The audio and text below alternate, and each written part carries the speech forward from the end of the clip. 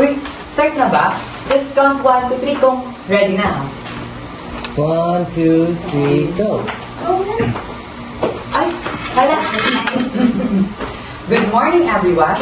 Welcome back to... The rude... Magsasalita pa ako eh. Anyways, welcome back to...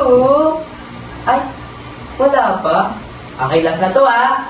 Welcome back to...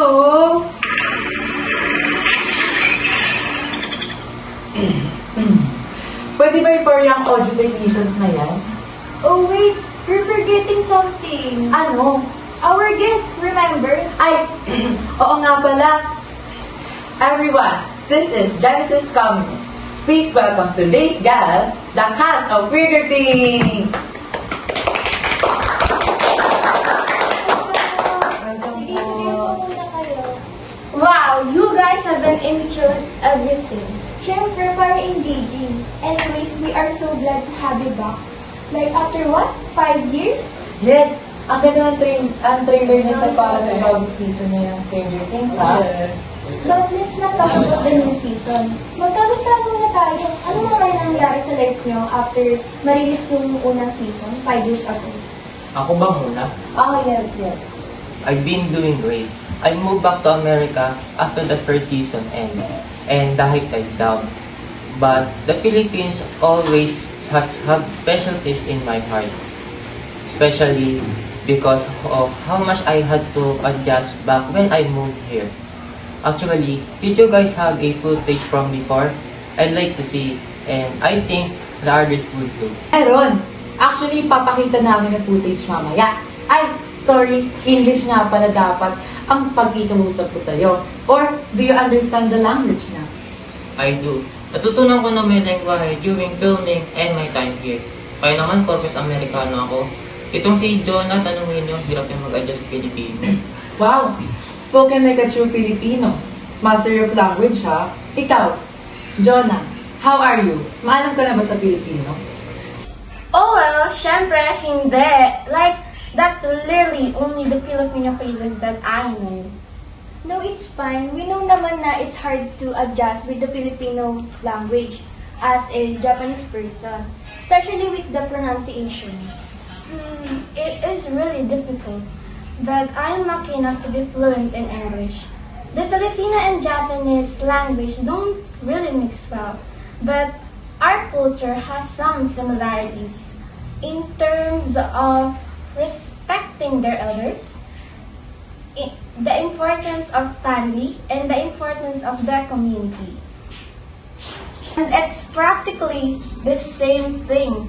That's why I got to bond with Reno. Their hospitality and the welcoming nature of Filipino really helped me a lot.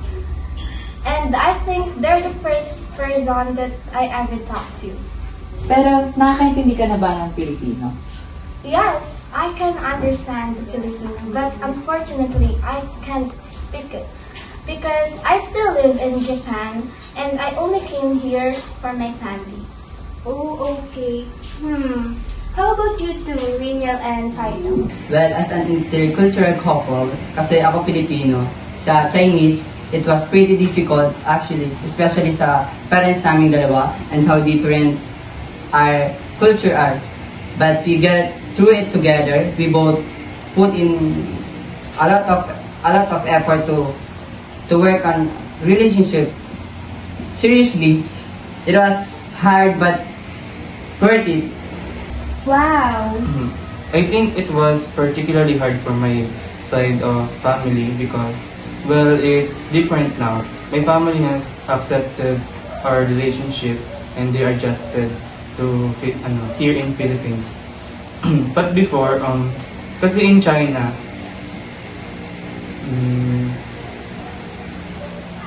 my family, especially even if the family mainly lives here in the Philippines, kapag pumasok ka sa relasyon,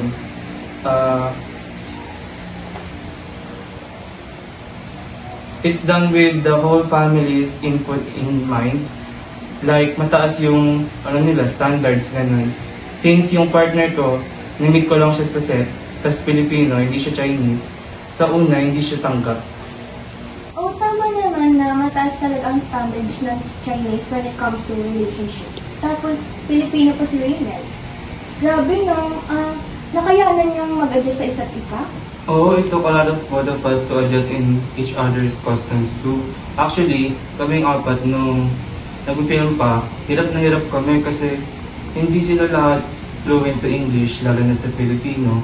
It was easier for me because I spent some of my time in my teenage year here in the Philippines before filming, lalo na si Jonah. Oh wait, yung footage pala kanina, pwede na ipakita? Ay, oo. Let's watch the footage. Technicians? Okay na? Okay na. Let's go. Starting. 1, 2, 3, go!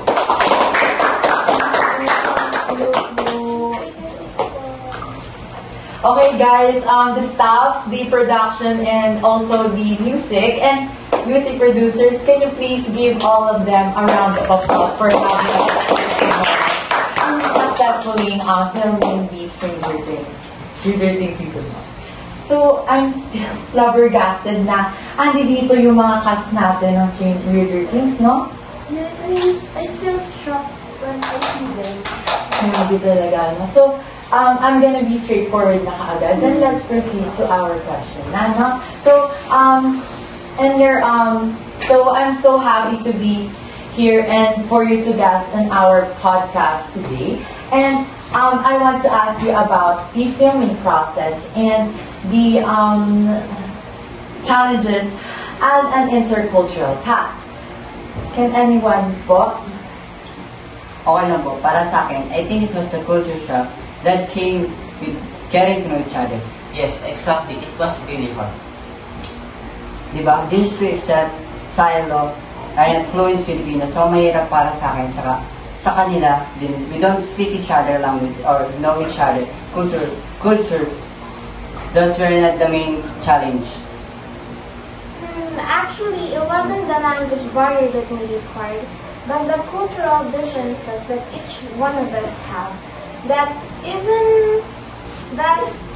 even small little things, you can be completely shocked. For example, when I found out that most people here don't use chopstick, I was so confused. You too, right? Oh yeah. Nung una, nagulat din ako. I remember when we're eating after a scene, me and Jonah were using chopsticks and these two were using spoon and fork, right? And since I wasn't really surprised since I moved here a while back, but Jonah was definitely. Yeah.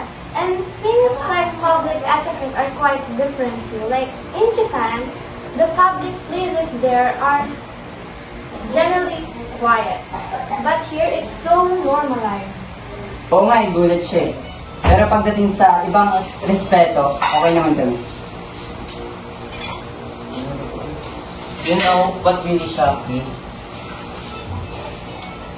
The fact that you guys don't eat waiter as much we do in America. One day we ate outside, and we don't have any extra money on us to eat. I was panicking, pero sila, nothing, all cheese. Oh, I remember that so well.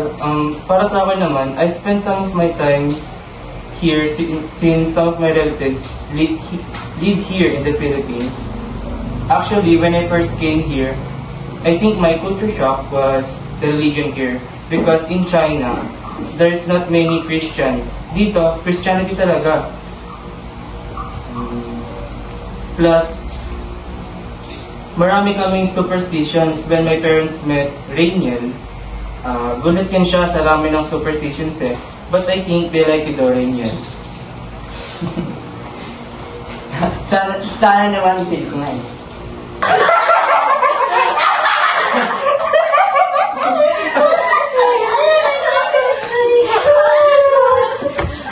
Uy, ang bata pa pala namin nung nakakagulat, no? Remember, it's so good to be learning each other's culture. Immediately come stars to friends. Nose agad eh, no? Bird I like that. Nakakamiss talaga. That's amazing, seriously. International pa yun, ha? Ship nyo ha, imagine 5 years ago pa yun, pero nothing has changed the fact na you guys are able to come together pa rin hanggang sa uli. Aww. Ayun nga eh. It's amazing how coming from Yes, different cultural that's backgrounds doesn't mean an inability to form a connection. Yes. You guys push through communicative barriers among those difficulties to understand each other. That's beautiful. Oh, thank you. That's really nice things to say. As fun as we do reconnecting with us. And coming on this podcast once again, may iba pa kaming gigs. The Downside Up is calling us. Ayun na. Yeah, this has been so fun. Yes. I hope we can talk like this again soon. Sa acting naman. Ano yun? Secret! You will find out soon. Ayun na. Sige, all jokes. Thank you guys for coming onto our podcast, really. And to our audience, a happy international communication brief from our favorite international cast. And us, your amazing hosts. Always remember, a difference of culture doesn't mean a disconnection. It only means understanding and appreciating the differences and uniqueness of our countries.